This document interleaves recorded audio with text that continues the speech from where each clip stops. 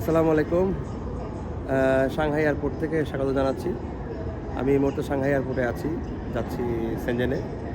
তো ভিডিওতে অনেক বাংলাদেশ থেকে দেখতে পেলাম আসলে ওই এইচএমপি ভাইরাস বা ব্যাপক লকডাউন বা আমাদের ঢাকা থেকে বেশ ফোন আসতেছিল আসলে কী অবস্থা। আমি একটু দেখাই এখানে যে এখানে মানুষজন সবাই যে বসে আছে, মানে সবাই এখানে চলাফেরা করতেছে, কোনো ধরনের একেবারেই কোনো নির্বিঘ্ন, কোনো ধরনের ভাইরাসের এখানে কোনো ছিটে ফোটাও নাই। হ্যাঁ, এখানে সবাই অ্যাজ ইট ইজ ভাবেই সবাই ঘোরাফেরা করতেছে।